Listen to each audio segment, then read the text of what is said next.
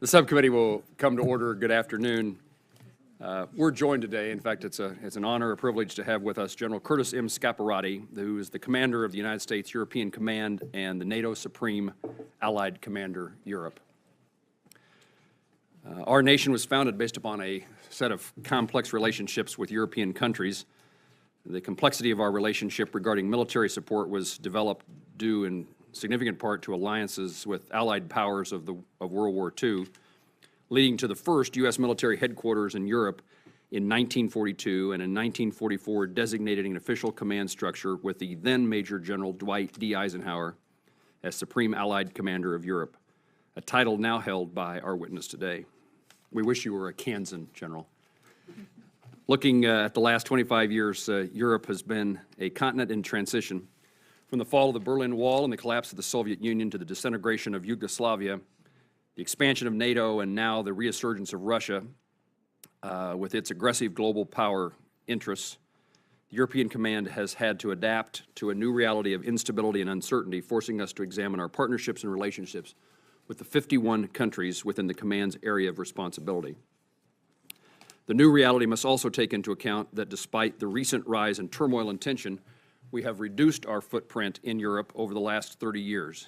In 1989, the Army had 213,000 troops stationed at 858 sites in Europe. Today, the Army has 26,000 troops in about 80 sites. 2 years ago, DoD announced the results of its European infrastructure consolidation, its study, resulting in the closure or divestiture of more than 15 sites throughout the continent and a decrease of 2,000 U.S. personnel, both military and civilian. Ironically, as the results of this consolidation study were released about 11 months later, after little green men who bore close resemblance to Russian soldiers began appearing in Crimea. This prompted the European Reassurance Initiative, a plan to bring more U.S. troops back to Europe. At first, ERI was supposed to be a one-time $1 billion response to Russian activities in Crimea and Ukraine. Last year, ERI requests more than quadrupled to more than a total of $3.4 billion. This is clearly now an enduring mission focused upon reassuring our allies as well as deterring further Russian aggression. For example, I learned recently that the Army Brigade combat team rotation is increasing, and I learned that the Big Red 1 soldiers from Fort Riley, Kansas are deploying this fall in support of Operation Atlantic Resolve. Committing more U.S. troops will come at a price, and military construction will play an important role in optimizing our presence and readiness in Central and Eastern Europe. This committee anticipates the FY 2018 budget will include increased funding for ERI, including a significant increase in military construction funding. As such, it's important for the committee to better understand the progress made thus far in ERI and the geopolitical climate in which we're operating. The risks and challenges that are prevalent throughout the European Command area of responsibility, from Russia positioning in the high north to violent extremists and transnational vulnerabilities in the south. If we return to the historic posture in Europe, how do we make certain our armed forces are sufficiently protected that they do not become targets for terrorists? Though our attention has been drawn to the east, particularly with the North Korean missile launches as recently as a few days ago, we must be ready to face what many describe as our nation's greatest threat, Russia. General Scaparrotti, your testimony today is timely, and we welcome you to our subcommittee. Today's hearing is an opportunity to examine your planning, priorities, and investments with people and with infrastructure that you foresee today and the years to come in Europe. I recognize my friend and colleague from Hawaii, the ranking member, for his opening remarks. Thank you, Mr. Chairman. I appreciate your holding this hearing to discuss the U.S. European Command and the European Reassurance Initiative, for which this subcommittee appropriates military construction funding. I want to thank General Scaparrotti, and I look forward to your testimony. Mr. Chairman, I thank you for holding this hearing at an important time in Eucom's history, and I'm glad to see that we'll have the chance to discuss Eucom's theater and the ERI military construction funding in an open and in classified context. The political and military environment in Europe has changed massively over the last several years.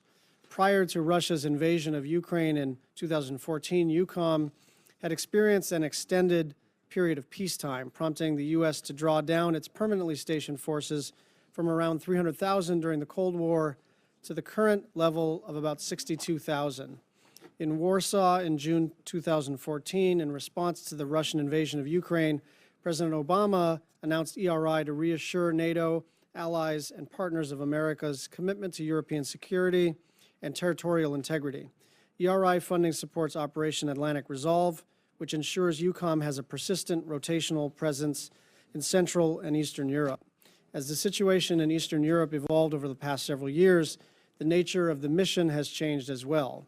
From an initial goal of stabilizing the crisis, reassuring allies and building capacity, ERI is now shifting to emphasize deterrence. To support ERI, the committee has appropriated $288 million for major MILCON projects since 2015, and an additional $224 million for minor MILCON funded through Defense O&M. These numbers are substantial, and while Eucom's mission is critical, so too is transparency in numbers and a planning process that ensures that taxpayer dollars are spent in a manner that best supports the strategy. And so it's with this in mind that the scale of our MILCON investment should send a clear signal to allies and adversaries alike that the U.S. has an enduring commitment to the stability and defense of Europe. We must likewise make a commitment to our military forces serving in Eastern Europe to support basic quality of life projects and force protection projects as we have done elsewhere in the world. Thank you to General Scaparrotti, and thank you, Chairman, for holding this important hearing. Thank you, Senator Schatz. I just want to take a moment to recognize 17 individuals that are with us this afternoon at our hearing. We're joined by 17 multinational students from the Army War College. They are here as part of the Carlisle Scholars Program, and want to take a moment to thank them for their service and to welcome them to our hearing. You all might stand. Thank you all very much. General Scaparrotti, we now draw attention to you, and we welcome your testimony. Chairman Moran, Ranking Member Schatz, and distinguished members of the committee, I'm honored to testify today as the Commander of the United States European Command. I'd like to thank the committee for passing the FY17 MILCON bill last September, providing Eucom with stable, predictable, and on-time funding. The projects go a long way to support posturing Eucom to meet our operational requirements. On behalf of over 60,000 permanently assigned service members, as well as civilians, contractors, and their families who serve and represent our nation in Europe, we appreciate your support. The European theater remains critical to our national interests. The NATO alliance gives us a unique advantage over our adversaries, a united, capable, warfighting alliance resolved in its purpose and strengthened by shared values that have been forged in battle.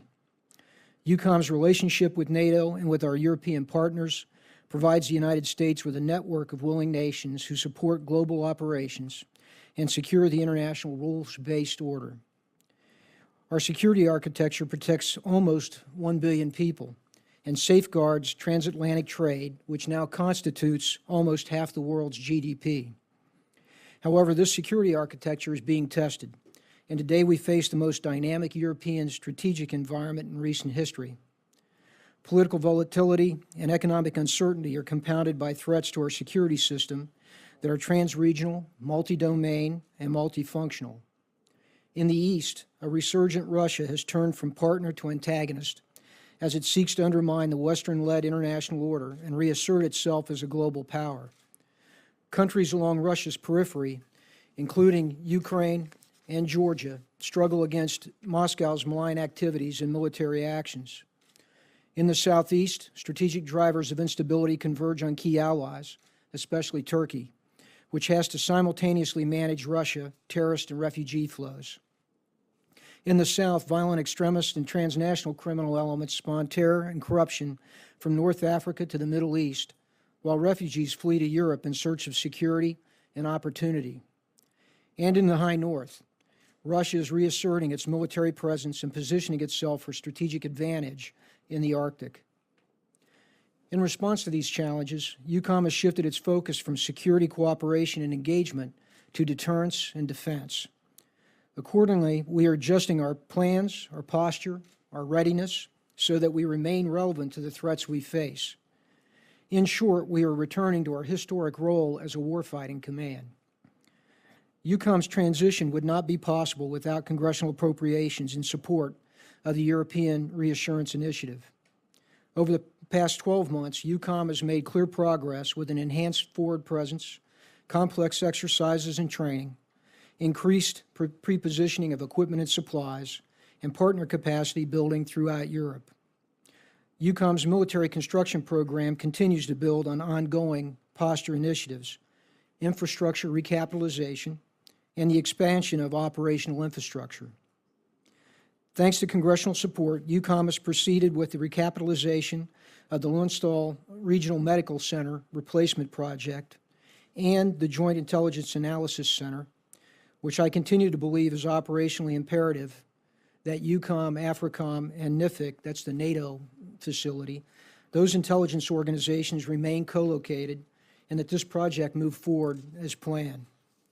With your continued support, I remain confident that our ability to effect this return to warfighting focus, I remain confident in our ability to effect this return to a warfighting focus. But there is much work to do. Our force posture needs to increase to provide credible deterrence to Russian aggression, and we must have infrastructure to support this increased posture. Significant investments are needed to provide capacity for operations, exercises, training, reception, staging, and pre-positioned assets. The funds provided through ERI have jump-started infrastructure construction, but we must continue to invest in the projects required to provide a ready and capable force presence. Accordingly, Eucom is working with the services and the Office of Secretary of Defense to prepare budget submissions for FY18. Let me conclude by again thanking this committee's members and the staff for their continued appropriations in support of Eucom. Your support, that of other senior leaders, and above all, the support of our public at home and across Europe are vital to ensuring that we have a ready and a relevant force. This remains a pivotal time for Eucom as we transition to meet the demands of a dynamic security environment. And I remain confident that through the strength of our alliances and partnerships, and with the professionalism of our service members, we will adapt and ensure that Europe remains whole, free, and at peace. Chairman, thank you, and I look forward to your questions. General, thank you. General, thank you very much. I'm going to turn first to the Senator from Alaska, who's on a schedule today that we want to be accommodating. So, the Senator from Alaska is recognized. Thank you, Mr. Chairman, and thank you for allowing me to kind of skip the line, and I'm sorry that I won't be able to be part of the second half of this briefing, but I do appreciate the opportunity to have you before the committee here, General Scaparrotti, and just thank you for your leadership. You've mentioned the High North, and that is an area that I pay, of course, particular attention and concern to. You mentioned Russia positioning itself to gain strategic advantage, not only with the sea lanes as they're becoming open, but we're seeing stepped up activity.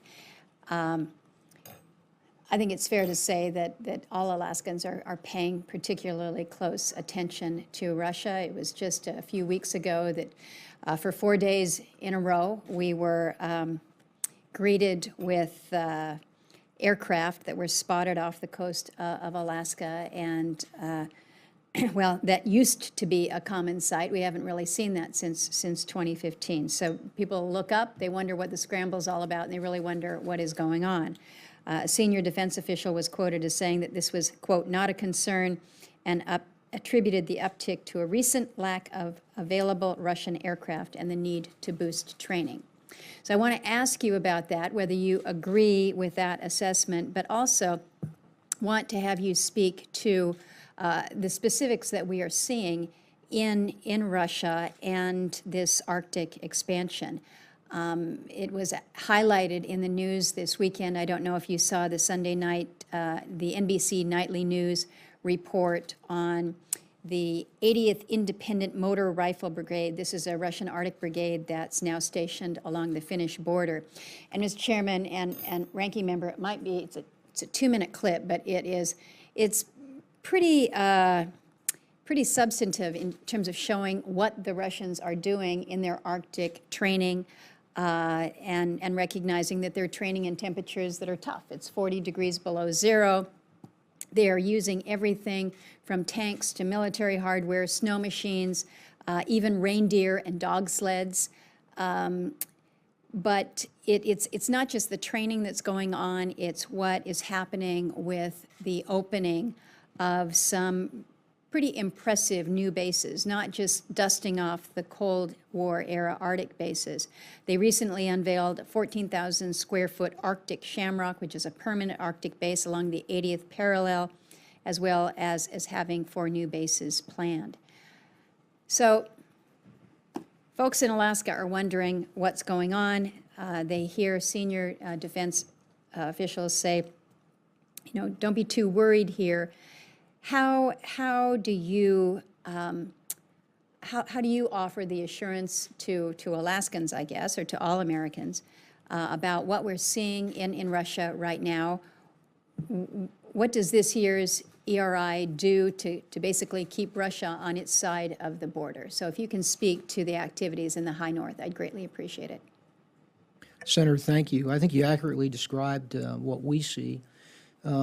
Russia, as it has invested in its forces over the last 5 to 6 years, is doing so in a very broad manner, and so it affects their air, maritime, ground forces, their coastal defense forces, their radar systems for air defense, et cetera. So we see it across the board, and we've now seen them begin to make those improvements in the high north or in the Arctic as well. As you noted, the Northern Sea Route, one of the routes there is, given the warming, is the most likely, it's the one that is open first, et cetera, and it does travel closest to their border. As they put in bases, they're refurbishing old ones, they're putting in some new ones. They're placing forces, as you noted. They're placing some air defense and missile systems in as well.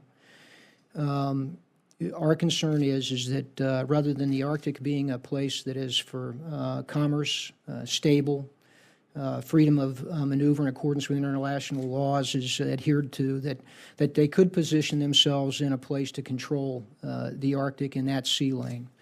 And so that's what we're watching very closely. I would tell you that the flights are a function in a sense of their growing capabilities, the refurbishment of their Air Force, their long-range bombers that you referred to. But they're also starting to demonstrate those capabilities. That's what they're doing. They're demonstrating their capabilities. They do so on the other side of the Arctic into Europe as well. ERI is the very basis of our response to Russian aggression, malign influence, and also their modernization. The ERI funds provide us the capability, for instance, in early warning systems.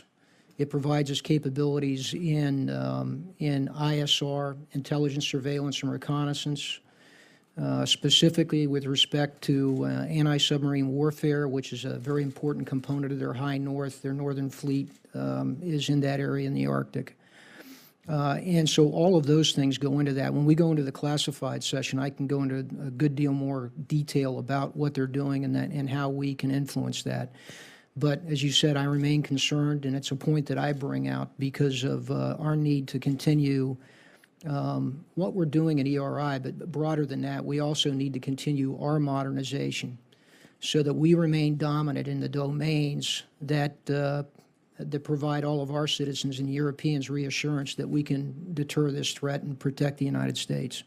Well, I appreciate that, and I will look forward to an opportunity to perhaps visit more directly with you about some of these specifics. I am going to be taking a group of members at the end of this month to Norway, where we'll have an opportunity to visit the Marines at the Joint Arctic Training there at Varnes. And I know that we have various partnerships in other places with other Arctic nations like Canada for things like search and rescue. But do we have any other military partnerships or opportunities like this? And do you see us doing more of what we're seeing right now with the Marines in Norway and kind of building that capacity out? We have a good partnership, obviously, with Norway. We've begun to work in a more routine basis, particularly with our Marines now, but also with other services, air and naval, as well as Sweden and Finland in the north. And we will continue those operations with them, the training, and the practice interoperability, et cetera. They have a very good understanding of Russia's posture because of their position and their long relationship with them. And that's very helpful to us as well in understanding deterrence, understanding a proper posture, and being able to get that right. Sir, I appreciate it. And again, I look forward to talking with you about these and other aspects. Thank you. Senator Schatz. Thank you, Mr. Chairman. General Scaparrotti, I wanted to talk to you about the need for predictability in the context of ERA. You're here in an unusual week where we're passing a big bipartisan bill.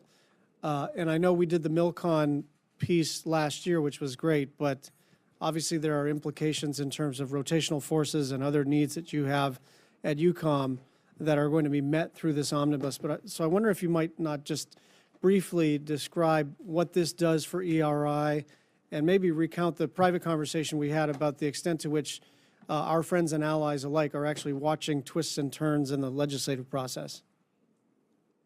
Senator, thank you. I just reiterate, as I said in my opening, that a predictable, stable budget and funding is very important to us because it allows us to plan and do it efficiently. That's particularly important when it comes to the posture of troops, like we're trying to reposture in Europe a bit. Long-term planning helps that. It helps with our modernization because we can actually lay out a plan for that modernization to ensure that at an end of a period of time, we have a force that's relevant to the threats that we see. Finally, your note. I had noted that as the Supreme Allied Commander in Europe and working closely with our allies there, I can assure you that our partners and our allies pay close attention to our budgeting because they understand that what is year on year, what is done only at a year at a time. And so their question then is are you sure that this that is funded on a yearly basis is in fact going to be funded over the next couple of years or through fruition with our plans? And so it's helpful in that respect too. It's an assurance to our allies that that what we've begun, we're going to finish in terms of posture, exercises, facilities, et cetera. Can you talk to me about long-term or even medium-range planning when it comes to both major MilCon and minor MilCon, and without getting into what is and isn't in a FIDEP? I understand sort of that technical and legal discussion. I just want to hear from you, what is our planning time frame, and how should we be thinking about your planning time frame when we think about funding? Well, we actually in Eucom, we have an infrastructure plan that we develop as a part of the staff in conjunction with OSD. It looks out beyond 5 years. I think it's one of the basic documents. In fact, I want it to be a living document to the extent that when a new staff member comes in or another commander into the command, they should read that as one of the base documents so they know what our vision is for the posture, the footprint, and the facilities that we need in Europe. Coupled with that is a plan for posture. We have that on a 4-year plan as to where we think we need to go with the appropriate force in Eucom.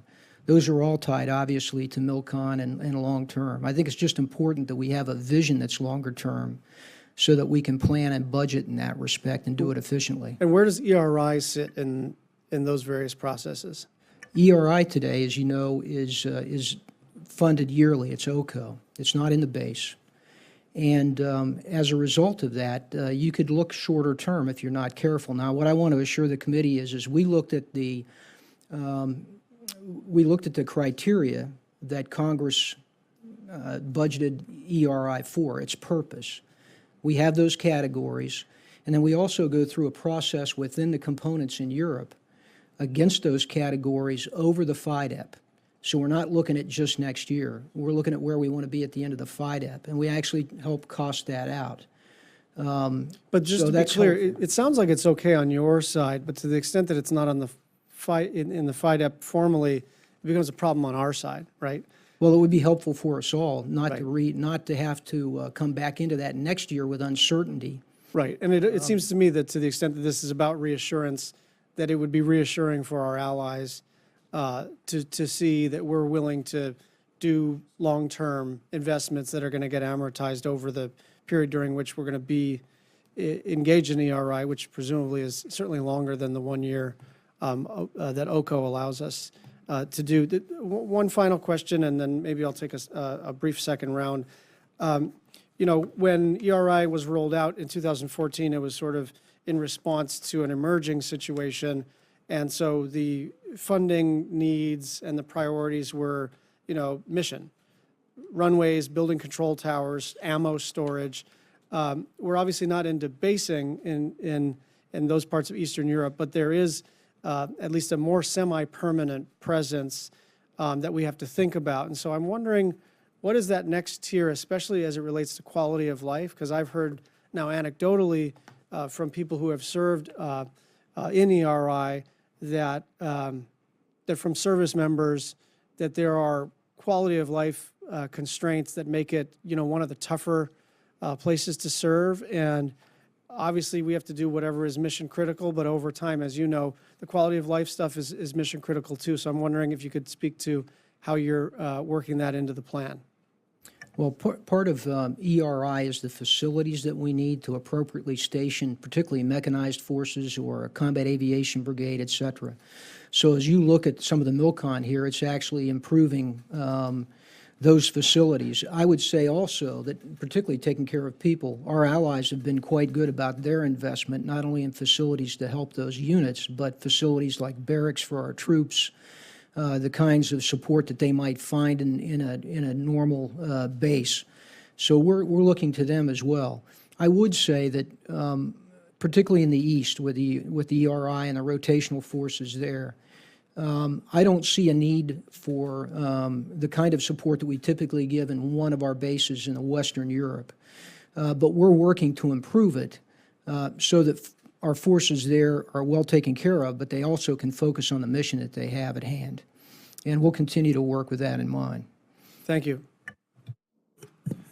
Thank you, Senator. General, in 2014, when this initiative regarding reassuring our allies in Europe came into existence, there was a certain climate that pre-existed that caused us to think this was a necessary step for the United States to pursue. How would you describe the change in climate from that point in time to today? Well, personally, I think that that the recognition in Europe, in particular, that Russia is intent on its stated goals of establishing itself as a global power, that it will press on the international norms, continue to press that after breaking international laws with respect to Ukraine, for instance, that it is intent in its modernization and the use of its military to set facts on the ground beforehand. I think that's become even more apparent since 2014, and we continue to see that drumbeat. And I think for the most part, in Europe, they understand that, and they're committed to deterrence of Russia as well. It's greater, obviously, in the East, where they face them directly, than perhaps in the South or West. But the alliance has been strong, and I think our partners are as well in its recognition. Warsaw made that commitment, you know, or the alliance did at Warsaw, and I think it was quite clear. And what's changed in regard to Russia's efforts? Has there been a consequence of our reassurance efforts in a response from Russia and how we would expected them to behave, or how they're changing their behavior? Well, I think if you look at their stated response, they recognize what we're doing. I think they are concerned about the changes that we've made as in the United States in terms of the rotational forces that we've now put in, what NATO has done with enhanced forward presence. It has their attention.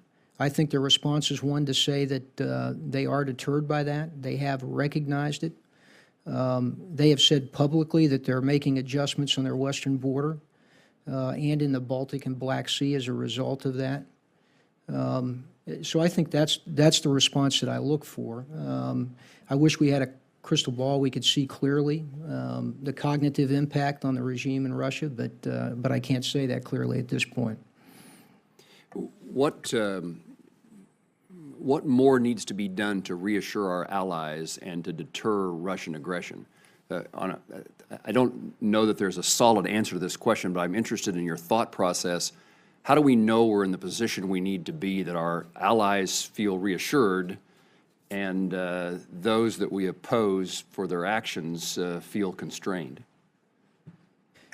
Senator, that's really the tough question. I mean, we look at it, we're in a deterrence posture now, and determining how we assess the effectiveness of that deterrence is very difficult. Part of it's because it's a cognitive effect you're trying to have more so than a posture effect.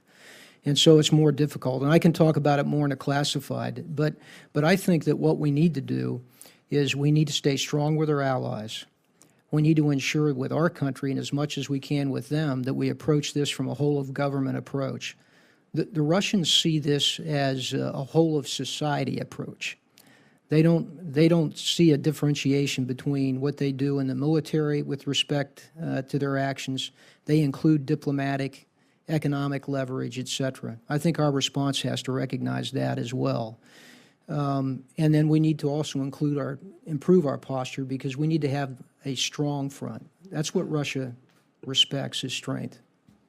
When we visited in Europe with you earlier this year, we had been to France and Germany, both concerned about intrusion by Russia into their elections.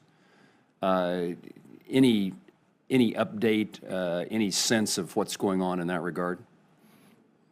They both continue to be very concerned about it, France in particular. I think publicly you saw that France believes they did have some influence and direct influence by Russia in terms of who they preferred to see elected.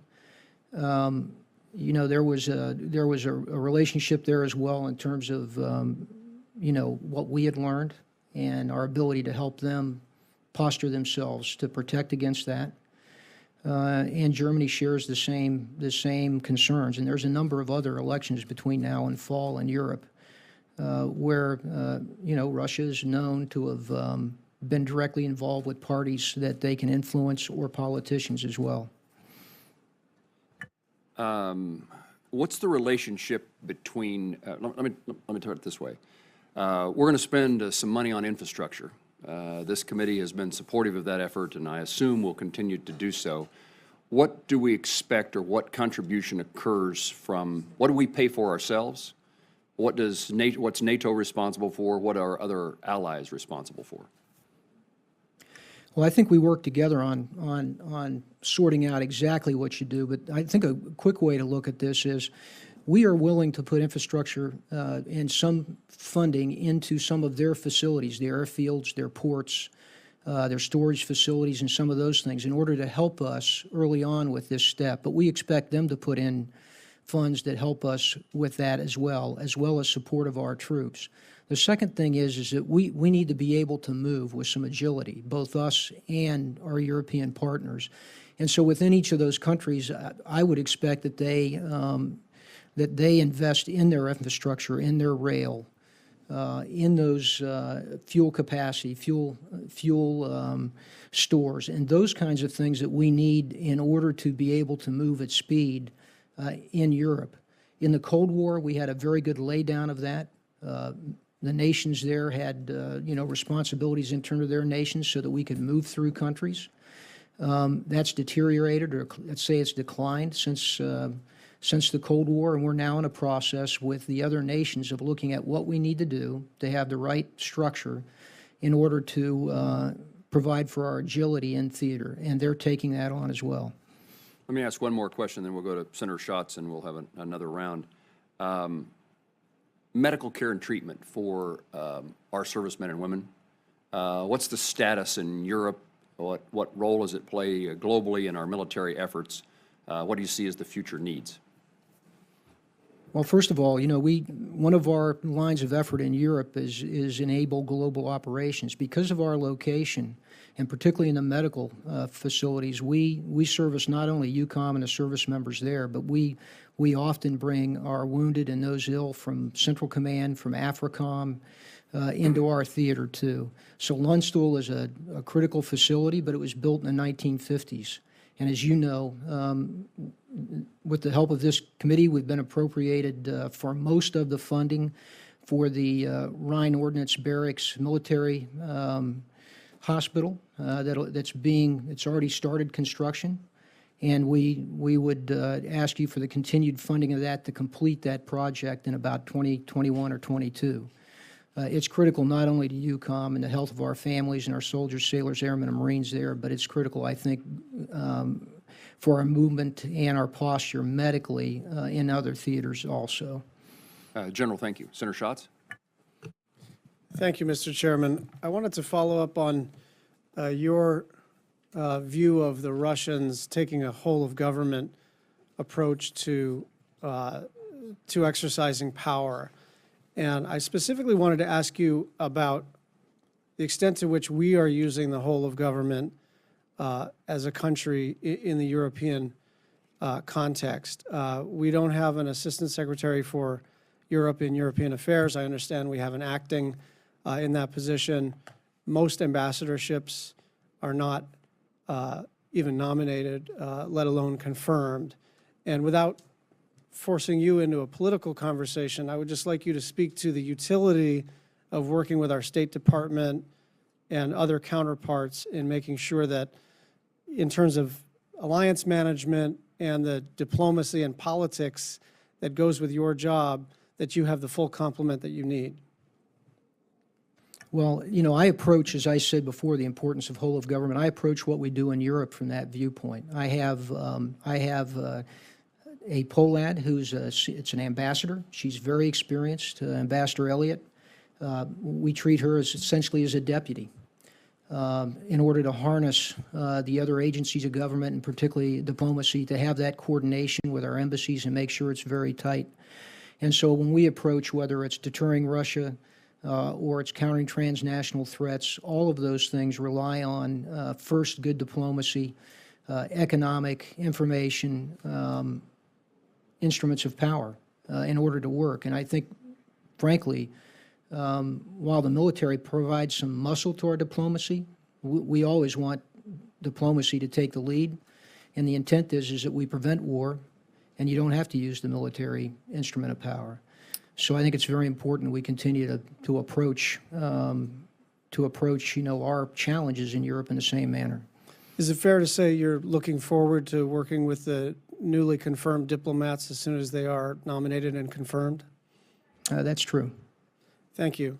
I wanted to ask you to sort of just make the best case you could for an additional BCT in Europe. I know that's being knocked around, and just like you to make the case for it. Well, you know, today I have 2 BCTs. One's an airborne infantry brigade combat team. One's a cavalry element, 2-2. And the challenges that we have, Russia's posture is not a light force, it's a heavy force. And so in order to have the posture that is both credible and of the right composition, then we need more armored forces. I have 1 rotational brigade today.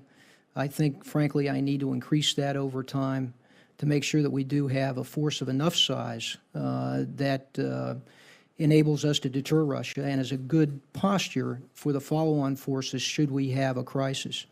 The second thing I'd mention, Senator, is that what comes beyond that is the enablers.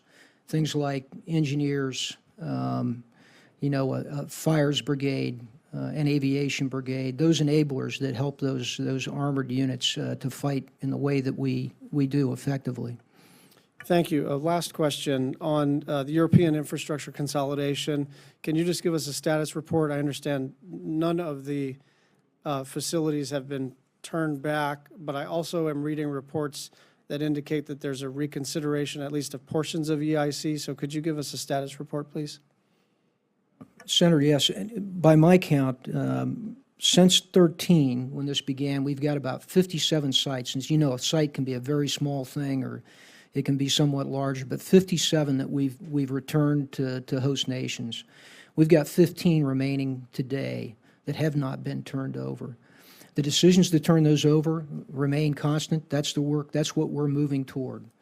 I understand the services are looking at a couple of those sites potentially to reconsider. That's a service issue. I would tell you personally that we in Eucom always consider the environment, how it changes, and what we need to support our posture.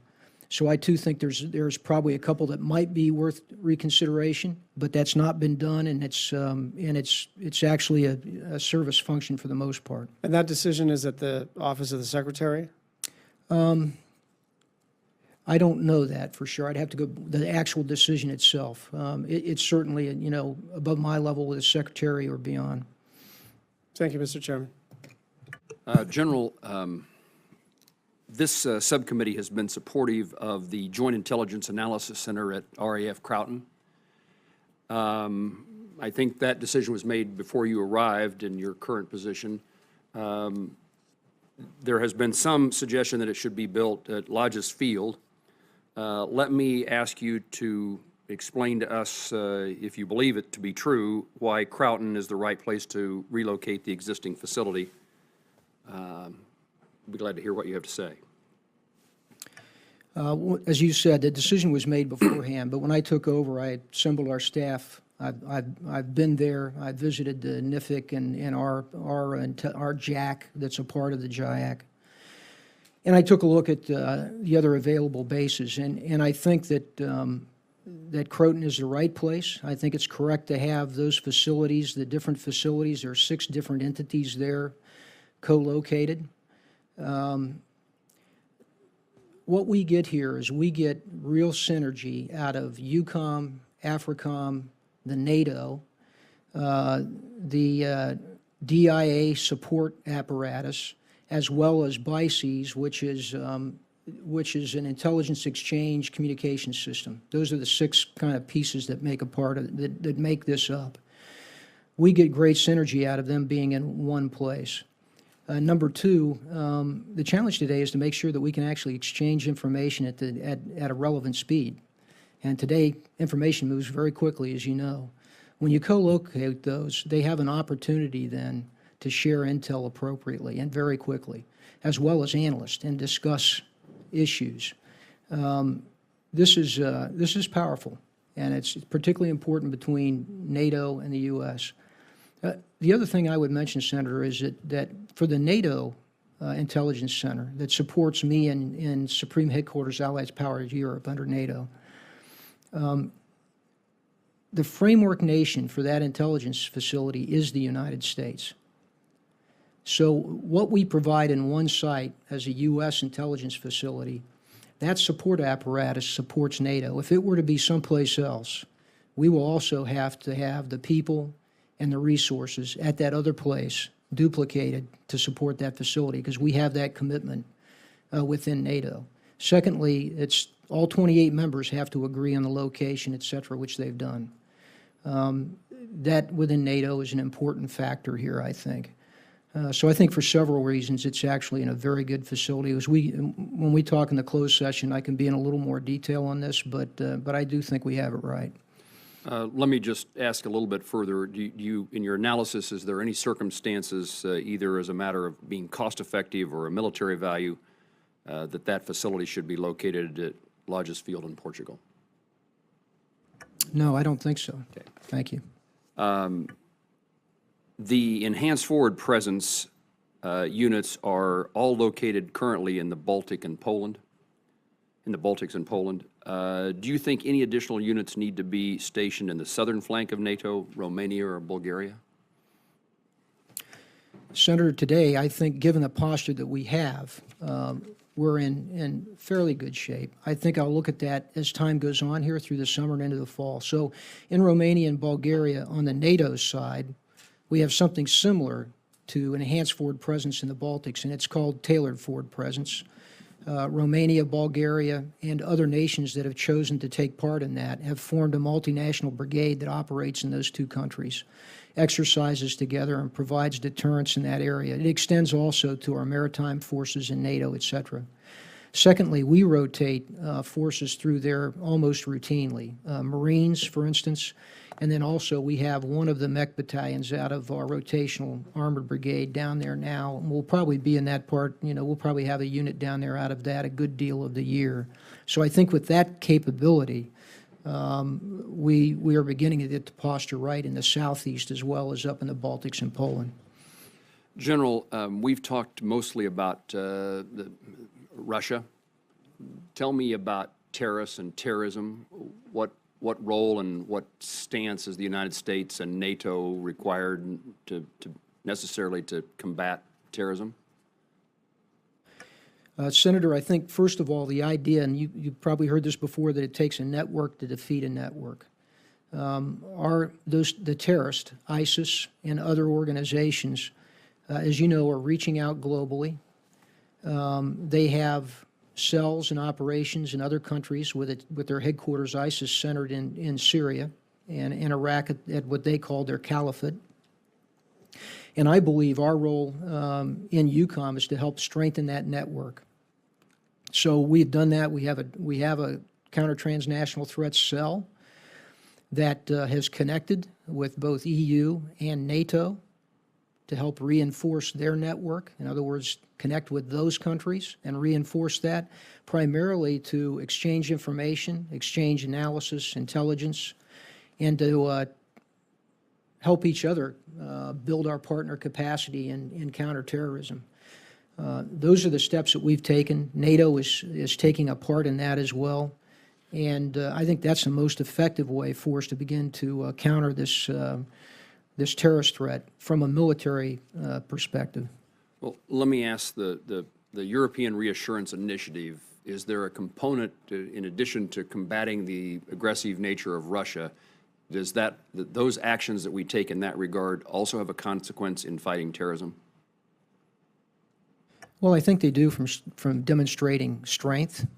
They do in the sense that, you know, our operational and intelligence assets, the sharing of in other domains, for instance, in cyber or information, you know, those relationships that you build, for one, deterring Russia, play immediately into the other things that you do. So, you know, building relationships, capacity, works hand in glove in that respect.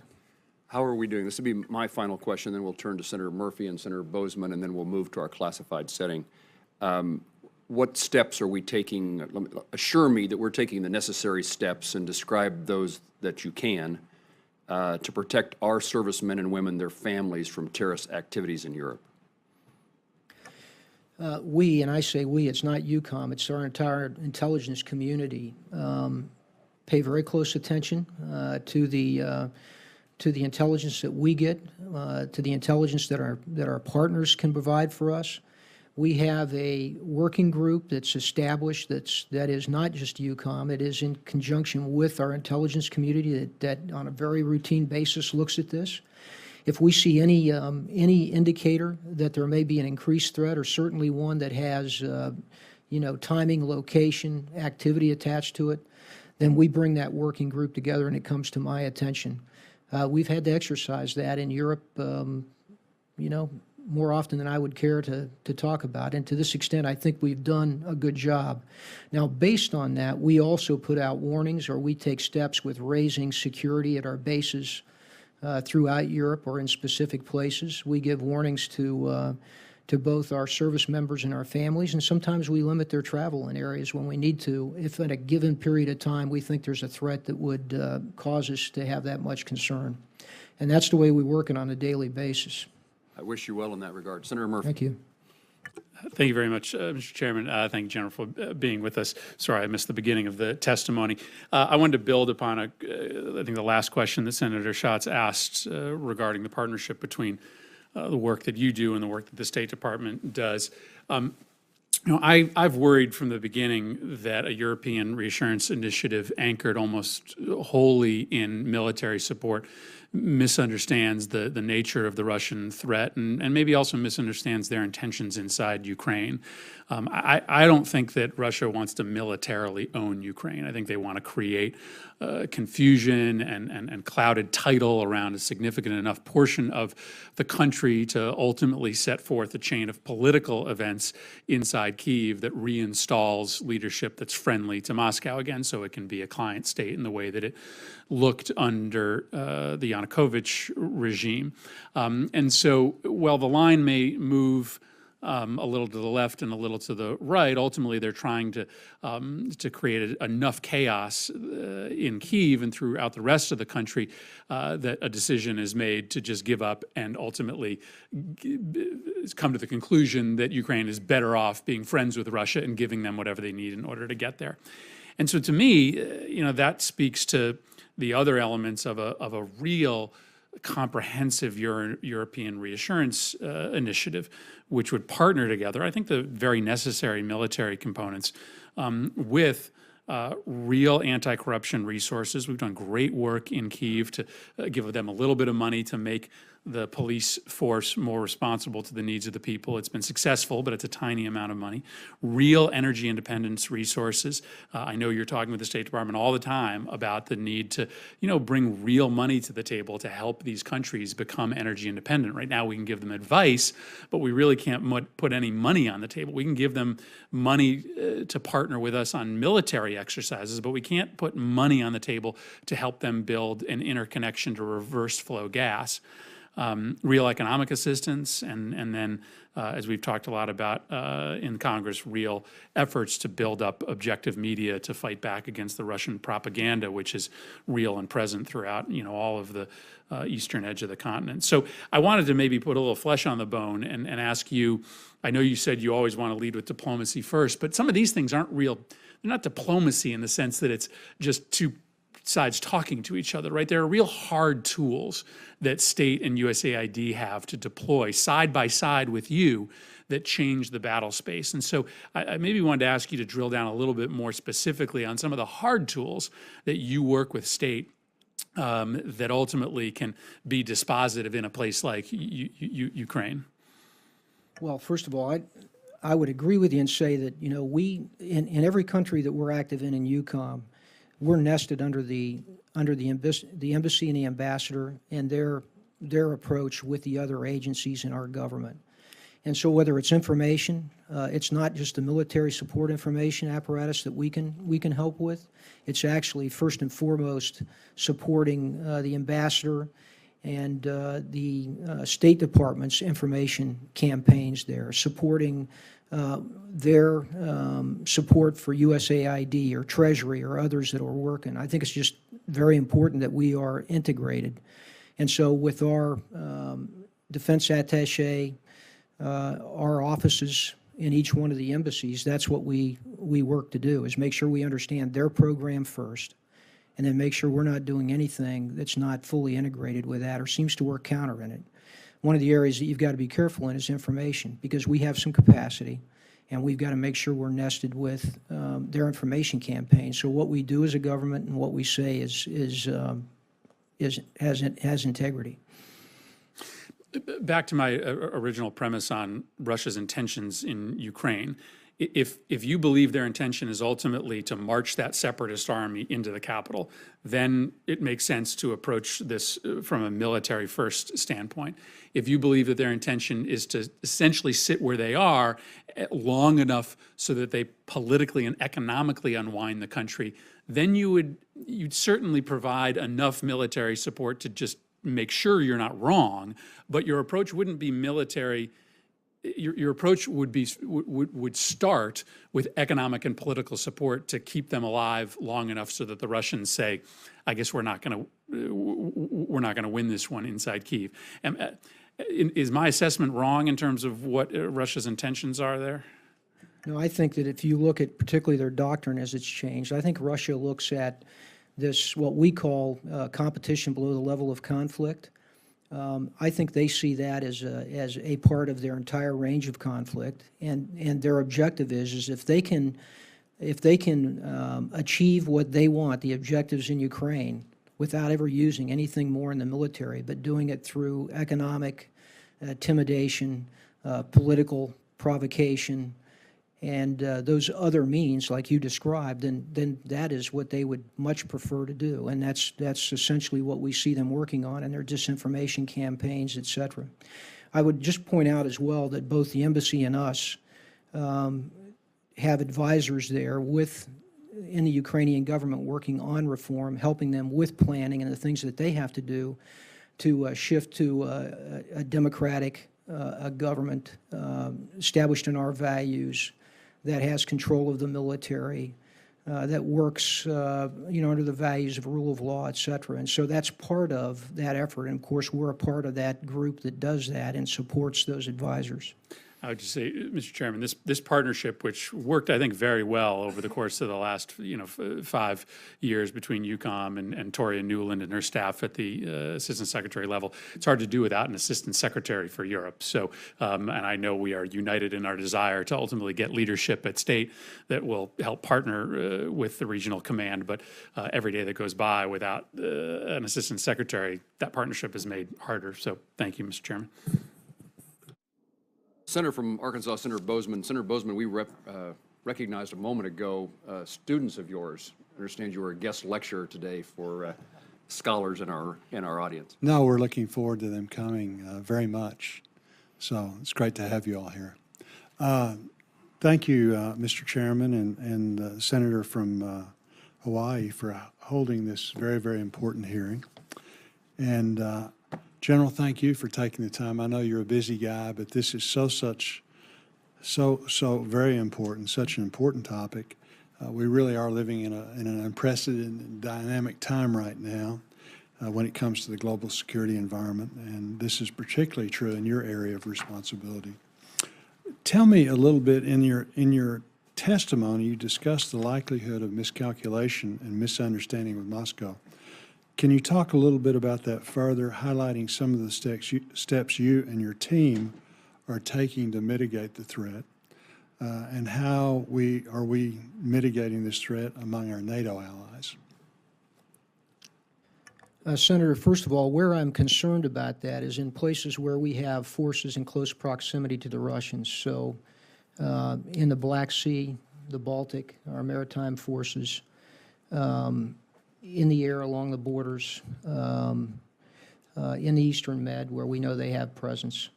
And it's basically, we operate in international waters, as we should. We expect them to follow international norms as well. So we continue to do that.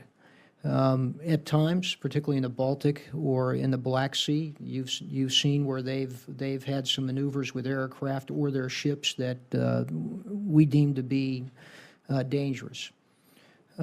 So we rely on our leaders at a lower level to take the steps that they need to take at a tactical level to ensure that we're, one, not provocative, and that we protect our forces as well. But we're strong. We're gonna fly and sail where we should and where we need to in international waters and with international norms.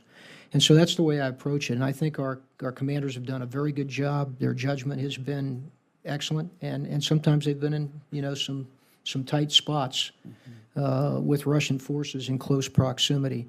The last part is we make sure that if we do exercises in training, we're transparent. We tell the Russians if we're doing exercises in the east or in the waters that they're nearby. We let them know that. So there's no misunderstanding of what we're doing. We would ask them to do the same. And our NATO allies that perhaps sometimes don't have the experience and the in dealing with these kind of things, how do we mitigate that? We work very closely with them, and within NATO in particular, our interoperability is improving. We're very used to working with most of those forces, and so even on the Eastern Front, our work with the Baltics and the Poland in particular is very close. We obviously do normal planning with them. We discuss these issues. It's not that I'm not concerned about it, but I think we've got a good relationship where we can actually ensure that our allies as well as our forces are paying close attention to that. Mm-hmm. Very good. General, can you talk a little bit, share your thoughts on the relationship between Russia and China, particularly with Putin's possible visit to Beijing later this month for the so-called One Belt, One Road Summit? Obviously, the implications of this partnership are significant and many. How do you see this relationship playing out, and what implications do you see for Eucom and NATO? Well, I think it's a bit worrisome in terms of the relationship if it were to become very close, but I think there's natural tensions there between Russia and China as well. And so, you know, because of that, I think we just need to keep a close watch on it. In some respects, they both are pushing against, you know, these international norms that I talked about, you know, pushing against the international security structure that's rules-based, that has really kept the peace globally, you know, since the end of World War II. And so from that respect, they have a similar approach. Very good. One other thing, when you combine your area of responsibility with AFRICOM's, that really is a massive and a pretty dynamic geographic area. I think probably 100 countries are involved between, you know, the two theaters. Can you talk about the impact of the resurgence of Russia these past few years on your service components? And does the consolidation of service components between Eucom and AFRICOM help or hinder the coordination? And can you speak to the strain or challenges on your service components in meeting the current demands? Well, first of all, the resurgent Russia has caused us, as I said earlier, to change our posture. It changes the operations that they do, the components do. It changes their readiness that they have to have on a daily basis. 5 or 6 years ago, we weren't concerned about being ready today. Right. We are now. And so that's picked up their op tempo. They also, as you know, my components are also components of AFRICOM and General Waldhauser. The cooperation is very tight. It's very good between the staffs. But it is, as you can imagine, that one component commander has 2 different bosses. Mm-hmm. Most of the time, we work this out pretty well. There has been several times in the past year where a component's requirement to assist AFRICOM, for instance, has, I thought, raised the level of risk that we take in Eucom with our responsibilities. And when that happens, then we have a discussion with the chairman or the secretary if necessary, so that, and I think that's the important thing, so that we all understand the risk that is involved if there is a demand that's beyond the force structure that I have in Eucom or AFRICOM has to service both theaters simultaneously. Thank you, General. We do appreciate you. Appreciate all you represent. Thank you, Mr. Chairman. Thank you, Senator Bozeman. General, anything you'd like to add, clarify to your remarks or response to our questions before I close out the hearing? Well, I just want to thank the committee for your support. I would underscore the importance of ERI in terms of getting our posture changed and in the right place, and that it will take predictable continued funding in order to complete what we've begun. And when we go into the classified hearing, I can be more specific about what I see that being. Thank you. In the future. General, again, thanks for being with us today in this setting and the one that will follow. We thank you for everything that you do, and we would ask on behalf of me and my colleagues that you express our gratitude to those who serve under your command throughout Europe. For members of the subcommittee, any questions for the record should be turned into subcommittee staff no later than Tuesday, May the 9th. We'll now recess and reconvene in SVC 217 for a classified session.